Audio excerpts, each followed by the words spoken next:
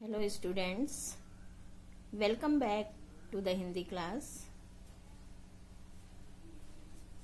Today I am going to give you question answer of this chapter, part number 9, भेड़े और भेड़िए। Students, last week हमने आपको भेड़े और भेड़िए पार्ट एक्सप्लेन किया था, टीच किया था और उम्मीद करती हूँ कि आप सबको बहुत अच्छे से समझ में आया होगा। कुछ बच्चों का कहना था कि हम वर्कबुक में प्रश्न उत्तर इस पाठ का दें, इसलिए हमने आज प्रश्न उत्तर का वीडियो बनाया है बच्चों। तो आप अपने अभ्यास पुस्तिका साहित्य सागर अभ्यास पुस्तिका वर्कबुक पर फोकस करेंगे। चलिए आइए, आपने लेसन नंबर 9 खोल लिया और इस पाठ के हम प्रश्न उत्तर पर आ जाएंगे। प्रश्न उत्तर का पेज है 81। देखिए तो आप, इसमें है संक्षिप्त प्रश्न। प्रश्न यहाँ से शुरू होते हैं, निम्नलिखित प्रश्नों के संक्षिप्त उत्तर दीजिए। तो आप देख सकते हैं फर्स्ट प्रश्न का पार्ट। स्टूडेंट्स, आपने वर्कबुक खोल लिया होगा, अब इस पे फोकस करते हैं। देखिए प्रश्न क्या है। का पार्ट, वन के पशुओं ने एक मत से क्या तय किया और क्यों? वन में प्रजातंत्र शासन की स्थापना का आशय स्पष्ट कीजिए। उत्तर है वन। प्रश्न आपने देख लिया, अब उत्तर पे हम आएंगे। एक बार वन के पशुओं को ऐसा लगा कि वह सभ्यता के उस स्तर पर पहुंच गए हैं जहां एक अच्छी शासन व्यवस्था अपनानी चाहिए, और एक मत से यह तय हो गया कि वन प्रदेश में प्रजातंत्र की स्थापना हो। वन में प्रजातंत्र की स्थापना का आशय यह है कि ऐसी शासन प्रणाली जहां कोई किसी को न सताए। ठीक है बच्चों, ख पार्ट पे आते हैं। क्रांतिकारी परिवर्तन का प्रयोग किस संदर्भ में किया गया है, स्पष्ट कीजिए। इसमें आप प्रश्न से लेंगे क्रांतिकारी परिवर्तन का प्रयोग तक, फिर आप आएंगे यहाँ पर वन में प्रजातंत्र शासन के संदर्भ में किया गया है। अब आप देखिए नेक्स्ट लाइन।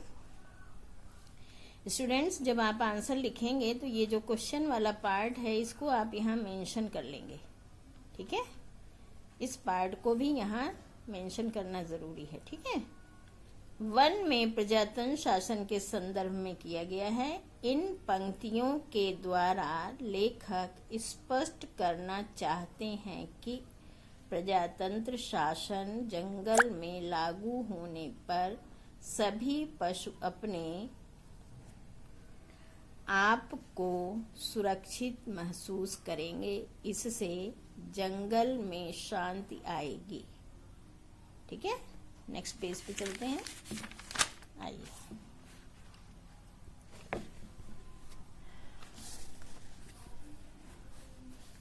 सभी बच्चे बिल्कुल ध्यान से देखेंगे।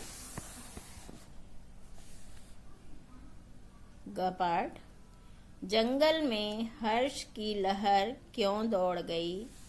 सुख, समृद्धि और सुरक्षा के स्वर्ण युग का आशय स्पष्ट कीजिए। अब देखिए आंसर है, इसमें भी आप जंगल में हर्ष की लहर तक आप क्वेश्चन से लिखेंगे, फिर यहाँ पर आएंगे इसलिए दौड़ गई क्योंकि जंगल में प्रजातंत्र शासन लागू होने वाला था। सुख, समृद्धि और सुरक्षा के स्वर्ण युग से लेखक का आशय है कि प्रजातंत्र शासन लागू होने से सभी जीव जंतु समृद्धि, सुख और शांति का जीवन जी सकेंगे या सकें। ठीक है, अब आप फोर्थ पार्ट पे आएंगे, घ पार्ट। देखिए सभी बच्चे घ पार्ट पे आइए। जंगल में किस प्रकार का प्रजातंत्र आया, उसका क्या परिणाम निकला, क्या सुख समृद्धि व सुरक्षा का स्वर्ण युग आया। अब इसमें आप प्रश्न से जंगल शब्द लेना है आपको बस। जंगल में तानाशाही प्रजातंत्र शासन अर्थात वही असुरक्षा और अव्यवस्था जो पहले थी। ध्यान दीजिए, इसका यह परिणाम हुआ कि जंगल की भेड़ें और भी असुरक्षित और भयभीत हो गईं, क्योंकि भेड़िए के चमचे सियारों ने अपने जाल में फंसाकर भेड़ों के साथ बहुत बुरा किया, जिससे प्रजातंत्र शासन का कोई भी फायदा नहीं हुआ। अब आप प्रश्न नंबर 2 के फर्स्ट पार्ट पर आएंगे। का महाराज शब्द का प्रयोग किसके लिए किया गया है, उसकी चिंता का क्या कारण था और क्यों। यहाँ पे बच्चों प्रश्न में देखिए इस पार्ट को, आंसर पहले फर्स्ट पार्ट का। महाराज शब्द का प्रयोग भेड़िए के लिए किया गया है, ठीक है। ये इस पार्ट का आंसर यहाँ मेंशन नहीं है, इसलिए हमने आपको यहाँ पे बताया। ध्यान से देखिए, महाराज शब्द का प्रयोग भेड़िए के लिए किया गया है। प्रश्न में से आ गया इतना। अब यहाँ पर आगे का आंसर आता है, प्रजातंत्र शासन था, इन्होंने पूछा ना उसकी चिंता का क्या कारण था, तो देखिए इसमें से लेंगे आप उसकी चिंता का कारण, ठीक है। प्रजातंत्र शासन था क्योंकि अब भेड़िए को ऐसा आभास हो रहा था कि अब भेड़ों का शासन आ रहा है और अब हमें भूखा मरना पड़ेगा, क्योंकि हमने भेड़ों के साथ बहुत बुरा किया है, उन्हें बहुत सताया है, ठीक है। नेक्स्ट पेज पे आइए। ख पार्ट, पेज नंबर 83। ख पार्ट। सियार ने उसकी बात सुनकर क्या उत्तर दिया, उस उत्तर से उसके चरित्र की किस विशेषता का पता चलता है। सियार ने उसकी बात सुनकर प्रश्न में से लेंगे उत्तर दिया, क्या हटा देंगे। फिर यहाँ से लेंगे आप कि हम क्या जाने महाराज, हमारे तो आप ही माई बाप हैं, हम तो कोई और सरकार नहीं जानते, आपका दिया खाते हैं, आपके गीत गुनगुनाते हैं। जैसे नेताओं के चमचे उनकी चापलूसी करते आगे पीछे घूमते हैं। प्रश्न नंबर ग, सेकंड का ग पार्ट। भेड़िए ने सियार को कौन सी बात बताई और इस संदर्भ में अपनी किस कठिनाई का उल्लेख किया। अब इसमें प्रश्न में से देखिए, भेड़िए ने सियार को बताया कि अब वन प्रदेश में नई सरकार आने वाली है और अब हमारा राज गया, अतः अब ऐसा समय आ रहा है कि हमें सूखी हड्डियां भी नसीब नहीं होंगी। आइए घ पार्ट पर देखिए। बूढ़े सियार ने भेड़िए को उस कठिनाई से मुक्ति पाने के कौन से 2 उपाय बताए। भेड़िए ने उनके उत्तर में क्या क्या कहा। पहले आप प्रश्न से यहाँ तक लिखेंगे, मुक्ति पाने के उपाय बताए, 2 उपाय बताए, तभी बीच का कौन सा छोड़ देंगे। फिर आप यहाँ से लिखेंगे, पहला उपाय आप सर्कस में भर्ती हो जाएं और दूसरा उपाय आप अजायब घर में भर्ती हो जाएं। फिर उसने कहा, उसके उत्तर में भेड़िए ने क्या क्या कहा, उसका आता है आंसर। भेड़िए ने उनके उत्तर में कहा कि, भेड़िए ने उत्तर में कहा, क्वेश्चन से लेंगे कि सर्कस में शेर और रीछ को ही लेते हैं, और हम तो इतने बदनाम हैं कि कोई पूछता ही नहीं। और सुना है कि अब तो अजायब घर में आदमी रखे जाने लगे हैं। ठीक है, ये आपका घ पार्ट था। सेकंड क्वेश्चन का आपका घ पार्ट कंप्लीट हो गया। अब आप थर्ड प्रश्न पर आएंगे स्टूडेंट्स। पेज नंबर 84 देखिए।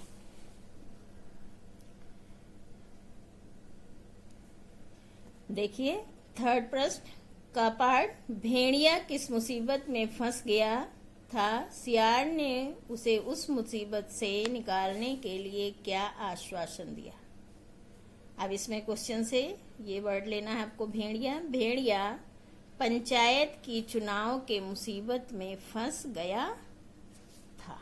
ठीक है, अब सेकंड पार्ट का आएगा, सियार ने उसे उस मुसीबत से निकालने के लिए और फिर आश्वासन दिया। यहाँ तक आप प्रश्न से लिखेंगे और फिर ये आंसर जोड़ेंगे कि चुनाव में यदि भेड़िया जाति जीत जाए तो और आपकी सरकार बन जाए तो आप खुश हो जाएंगे।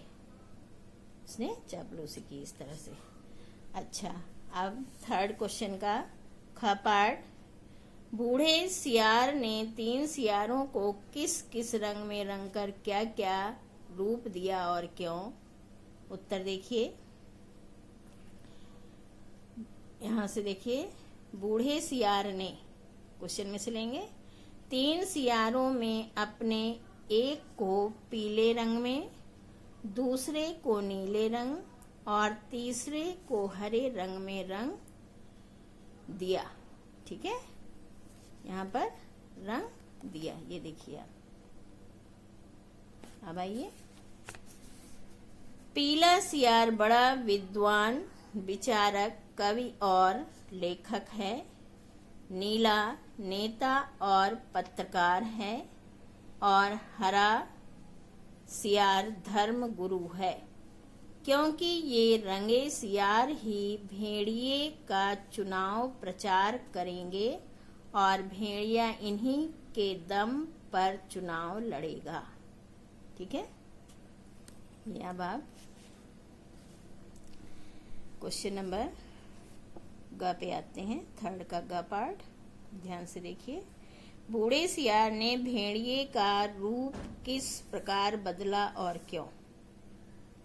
देखिए आप, बूढ़े सियार ने भेड़िए का रूप कहाँ से लेंगे, प्रश्न में से लेंगे। अब आएंगे यहाँ पर, बूढ़े सियार ने भेड़िए का रूप बदलने के लिए उसके मस्तक पर तिलक लगाया, गले में कंठी पहनाई और मुंह में घास के तिनके खोस दिए। ठीक है, और बोला, अब आप पूरे संत हो गए, अब भेड़ों की सभा में चलेंगे, क्योंकि भेड़िए को संत बनाकर भेड़ों का विश्वास जीतना जरूरी था, जिससे भेड़िया चुनाव जीत जाए। ठीक है बच्चों, ये आपका थर्ड क्वेश्चन का थर्ड पार्ट हो गया। अब आप पेज नंबर 85 पर फोकस करेंगे। देखिए, घ पार्ट, सियार ने भेड़िए को किन 3 बातों का ध्यान रखने को कहा। सियार बोला, अब आप पूरे संत हो गए हैं, अब भेड़ों की सभा में चलेंगे, मगर 3 बातों का ख्याल रखना। 3 बातों का ख्याल रखना। अपनी हिंसक आंखों को ऊपर मत उठाना, हमेशा जमीन की ओर देखना और कुछ मत बोलना, नहीं तो सब पोल खुल जाएगी और वहाँ बहुत सी भेड़ें आएंगी, सुंदर सुंदर, मुलायम मुलायम, किसी को तोड़ मत खाना। चलिए प्रश्न नंबर 4 देखिए। का पार्ट, भाइयों और बहनों शब्दों का प्रयोग किसने, कब और किसके लिए किया है? बूढ़े सियार ने भेड़ियों और भेड़ों के लिए किया है। यहाँ पे ये गया शब्द नहीं आना है, ठीक है, इसे आप नहीं लिखेंगे। भेड़िए वन में, यहाँ पे आप ये प्रश्न से लिख लेंगे, भाइयों और बहनों शब्दों का प्रयोग। बूढ़े सियार ने भेड़ियों और भेड़ों के लिए किया है। भेड़िए वन में 10% थे और भेड़ें 90% थीं। भेड़िए चालाक, हिंसक और भेड़ों के दुश्मन हैं। दूसरी ओर भेड़ें नेक, ईमानदार, कोमल, विनयी, दयालु और निर्दोष पशु हैं। चलिए अब आप 4th के ख पार्ट पर आ जाइए। बूढ़े सियार ने भेड़िए राजा के हृदय परिवर्तन में क्या क्या कहा? उस संबंध में क्या क्या कहा, ध्यान दीजिए। पहले आप प्रश्न से लिखेंगे, बूढ़े सियार ने भेड़े राजा के हृदय परिवर्तन के संबंध में कहा। फिर आएगा कि भेड़िया राजा संत हो गए हैं, उन्होंने हिंसा बिल्कुल छोड़ दी है, रात दिन भगवान के भजन और परोपकार में लगे रहते हैं, अपना जीवन जीव मात्र की सेवा में अर्पित कर दिया है। भेड़ों से उन्हें विशेष प्रेम है। भेड़ों से उन्हें विशेष प्रेम है। अब आप नेक्स्ट पेज पर आइए। प्रश्न नंबर 4th के 3rd पार्ट पे गा देखिए। देखिए बच्चों, भेड़ों से उन्हें विशेष प्रेम है। बूढ़े सियार ने इस संबंध में भेड़िए के बारे में क्या बताया? देखिए, इस जाति ने जो कष्ट सहे हैं, आप इसमें प्रश्न से भी लिख सकते हैं, भेड़ों से उन्हें विशेष प्रेम है। बूढ़े सियार ने इस संबंध में भेड़िए के बारे में बताया, क्या हटा दीजिए, क्योंकि यहाँ स्पेस इतना नहीं है, इसलिए आप इसको प्रश्न में से ही पढ़ सकते हैं। इस जाति ने जो कष्ट सहे हैं उनको याद करके कभी कभी भेड़िया संत की आंखों में आंसू आ जाते हैं। उनकी अपनी भेड़िया जात ने जो अत्याचार आप पर किए हैं, उनके कारण भेड़िया संत का मस्तक लज्जा से झुक गया है, इसलिए शेष जीवन आपकी सेवा में लगाकर प्रायश्चित करना चाहते हैं। ठीक है, अब आप घ पार्ट पे आइए। बूढ़े सियार ने एक मासूम भेड़ के बच्चे से संबंधित किस झूठी घटना की कहानी सुनाई? उत्तर है, आज सवेरे की ही बात है कि यह मासूम भेड़ के बच्चे के पांव में कांटा लग गया, तो भेड़िए संत ने उसे दांतों से निकाला, दांतों से, पर जब वह बेचारा कष्ट से चल बसा तो भेड़िए संत ने सम्मान पूर्वक उसकी उसकी अंत्येष्टि क्रिया की। अब तो वे सर्वस्व त्याग चुके हैं, अब आप उनसे भय मत करें। सब मिलकर बोलो, संत भेड़िया जी की जय। ये देखिए, संत भेड़िया जी की जय। अब आप प्रश्न नंबर 5 पर 5th क्वेश्चन पर आते हैं। ये आप देखिए, प्रश्न नंबर 5। वक्ता और श्रोता कौन है? वे बोल नहीं सकते वाक्य का प्रयोग किस लिए किया गया है? वक्ता ने उनके न बोल पाने का क्या कारण बताया है? वक्ता बूढ़ा सियार है और श्रोता भेड़े और भेड़िए हैं। वे बोल नहीं सकते, संत भेड़िया राजा के लिए किया गया है। ठीक है, अब इन्होंने कहा बूढ़ा सियार, फिर बोला भाइयों और बहनों, मैं भेड़िया संत से अपने मुखार विंद से आपको प्रेम और दया के संदेश देने की प्रार्थना करता, पर प्रेमवश उनका हृदय भर आया है। वे गदगद हो गए हैं और भावातिरेक से उनका कंठ अवरुद्ध हो गया है, वे बोल नहीं सकते। नेक्स्ट पेज पर